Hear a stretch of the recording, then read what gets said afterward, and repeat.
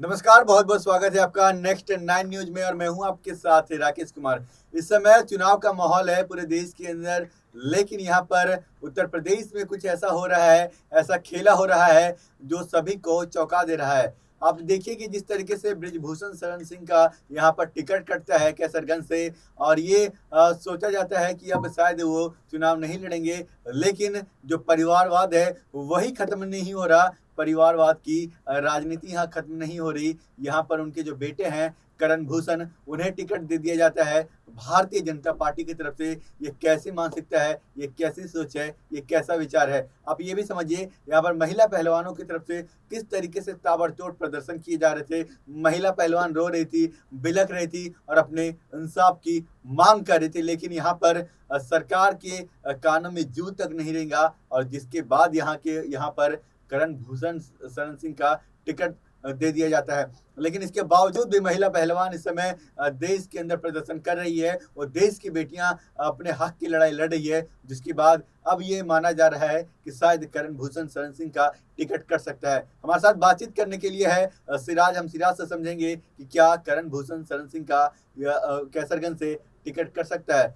जी देखिए, अभी जो मामला है वो पूरी तरीके से गरमाया हुआ है। निश्चित रूप से जिस तरीके से भारतीय जनता पार्टी ने बृजभूषण शरण सिंह को दरकिनार किया, इसके कई पहलू नजर आते हैं। एक तरफ जो है जाट वोट बैंक को साधने के प्रयास में जो है भाजपा जो पार्टी है वो जुटी हुई है, लेकिन इसी कड़ी में जिस तरीके से उन्होंने बृजभूषण शरण सिंह के बेटे करण भूषण सिंह को टिकट दिया, ये कहीं ना कहीं अब चर्चा का विषय है। और बताते चले कि आज जो कैसरगंज में खेला हुआ ये कहीं ना कहीं चौंकाने वाला है। बता दें राकेश कि आज 7 उम्मीदवारों के कैसरगंज सीट से नामांकन खारिज कर दिए गए। अपने आप में कई सवाल खड़े होते हैं कि जिस तरीके से जो प्रत्याशी हैं उनके लगातार नामांकन खारिज हो रहे हैं और एकाएक 7 प्रत्याशियों के नामांकन खारिज करना, ये कहीं ना कहीं सवाल का विषय है और निश्चित रूप से जवाबदेही बनती है। और जिस तरीके से आपने जिक्र किया कि करण भूषण का टिकट कटेगा नहीं, मुझे नहीं लगता कि कोई इतना बड़ा एक्शन लेने वाला। अगर जो है पहले ही बीजेपी कैसरगंज सीट को लेकर के असमंजस की स्थिति में दिख रही थी और इसी को लेकर के कैसरगंज में जो है अंतिम समय में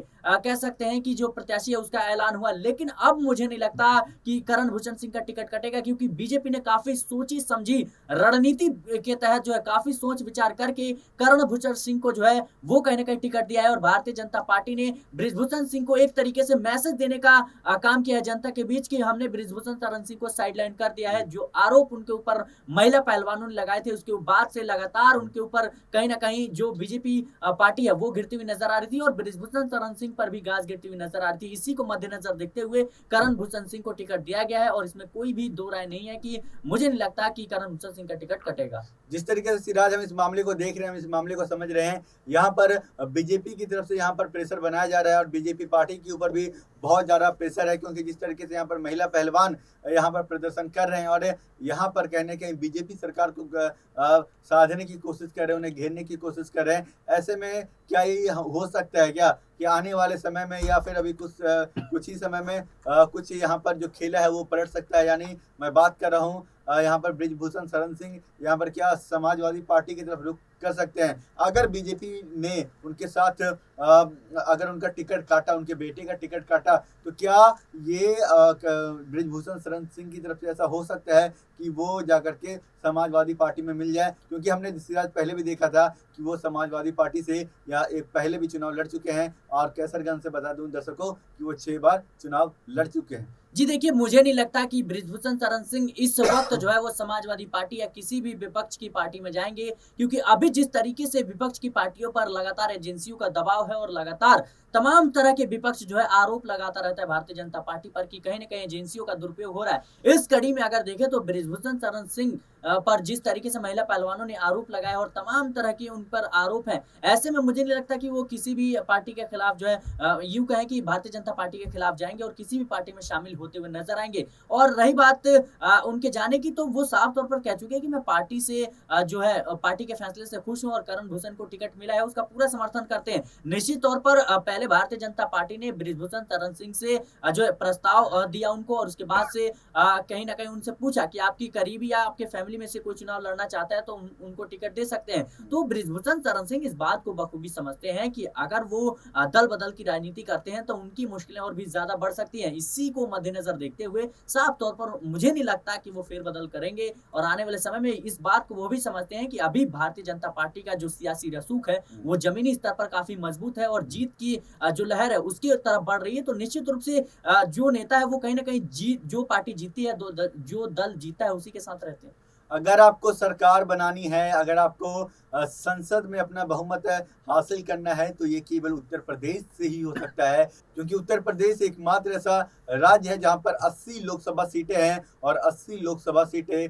ये बीजेपी ये कहती आ रही है सिराज कि जिस तरीके से वो ये दावा कर चुकी है कि हम 80 में से 75 सीटें जीत लेंगे। तो ऐसे में आपने बिल्कुल सही कहा कि शायद वो अपने जीत के लिए हर वो तमाम प्रयास करेंगे, हर वो तमाम तरह की रणनीति करेंगे, और उनको ये पता है कि यहाँ पर कैसरगंज से यहाँ पर बृजभूषण शरण सिंह ही यहाँ पर एक मजबूत उम्मीदवार है, और शायद आपने जो बताया कि वहाँ पर उनका टिकट नहीं कटेगा। लेकिन आप ये भी समझिए जिस तरीके से महिला पहलवान यहाँ पर आंदोलन कर रही है, अपने हक की लड़ाई लड़ रही है, तो महिला पहलवानों के साथ क्या हो, क्या उन्हें न्याय क्यों नहीं मिल पा रहा है? जिस तरीके से प्रधानमंत्री ये कहते हैं बेटी बचाओ बेटी पढ़ाओ, बेटी को आगे बढ़ाओ, तो ये जो बेटियां जो जमीनी स्तर से आगे आती है, आप सोचिए कि काफ़ी नीचे तबके की होती है, या और ये अपनी मेहनत के बूते इस मुकाम पे पहुंचती है, और यहाँ पर पूरे भारत को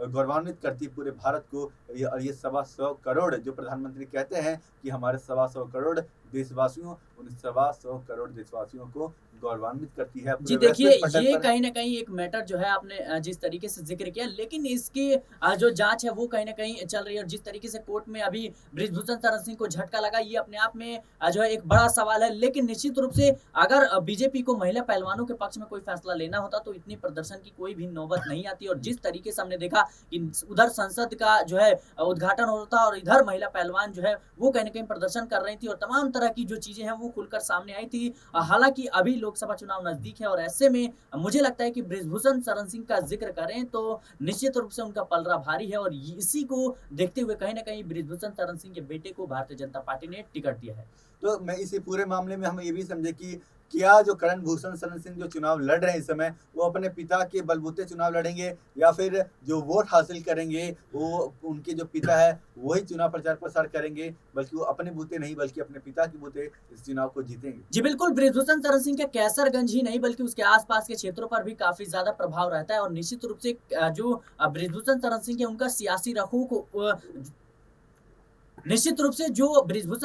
है उनका सियासी रसूख उस इलाके में पूरा कह सकते हैं काफी ज्यादा प्रभावित करता है, और उनके जो बेटे हैं वो कहीं ना कहीं विकल्प के तौर पर एक तरीके से कह सकते हैं कि उनको टिकट मिला है। निश्चित रूप से जो चुनाव है वो कहीं ना कहीं बृजभूषण के दम पर ही लड़ा जा रहा है। देखिए दर्शकों, यहाँ पर जिस तरीके से बृजभूषण शरण सिंह यहाँ पर अभी तो आरोपित है ही, उनके ऊपर ये आरोप लगा हुआ है कि वो महिला पहलवानों के साथ यौन शोषण के संबंध में उनका यहाँ पर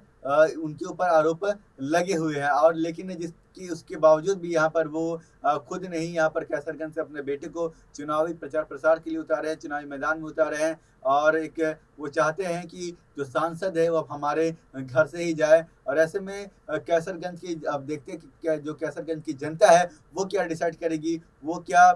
उन्हें वोट करेगी या नहीं करेगी, ये तो आने वाला समय ही बताएगा सिराज। और फिलहाल के लिए हमें दीजिए इजाजत, देखते रहिए नेक्स्ट 9 न्यूज। आप सभी दर्शकों का बहुत बहुत धन्यवाद।